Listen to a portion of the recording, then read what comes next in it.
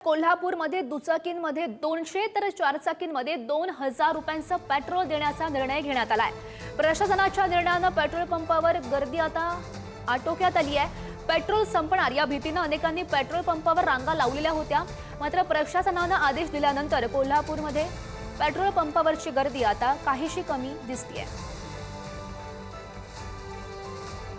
Petrol पंपांवरचं petrol आणि diesel जे ते संपलेलं आहे अशी एक अफवा 2 दिवसांपूर्वी पसरली आणि पेट्रोल पंप देखील बंद होणार अशी अफवा पसरली। त्यानंतर संपूर्ण जिल्हाभरात प्रत्येक पेट्रोल पंप समोर मोठी रांग जी आहे ती पाहायला मिळत होती।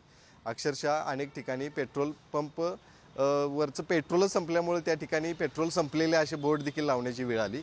मात्र प्रशासनानं या सगळ्यावरती उपाय म्हणून केवळ 200 रुपयांचंच पेट्रोल दुचाकींना मिळणार असा एक नियम काढला आणि त्यानंतर मात्र कोल्हापुरातल्या प्रत्येक पेट्रोल पंपावरची आजची ही परिस्थिती आहे। कुठेही त्या ठिकाणी लोक रांगा लावून पेट्रोल या ठिकाणी घेताना पाहायला मिळत नाहीत। आपण जर बघितलं तर केवळ हाताच्या बोटावर मोजणे इतपत 2 ते 3 गाड्याच या ठिकाणी आहेत।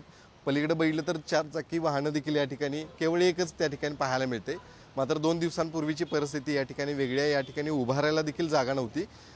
हा निर्णय जो आहे तो प्रशासनाने घेतला आणि त्यानंतर संपूर्ण कोल्हापुरामधले जे खरं तर घाबरून त्या ठिकाणी गर्दी करत होते ते लोक मात्र या ठिकाणी आता पेट्रोल घेण्यासाठी गर्दी करताना पाहायला मिळत नाहीत। प्रशासनानं सगळ्यांनाच एक आश्वस्त केलं होतं की भरपूर पेट्रोल आपल्याकडे साठा भरपूर आहे। पेट्रोल आता त्या ठिकाणी मिळालं तुला? हो, आता आज मिळालं पेट्रोल। लोकांच्यात कसं भीतीचं वातावरण निर्माण झालेलं की बाबा पेट्रोल आम्हाला मिळणारच नाही आहे, त्यामुळे लोक विनाकारण गर्दी करत होते पेट्रोल पंपावर। त्यामुळे प्रशासनाला पण अवघड झालं की बाबा कसं नियोजन लावायचं।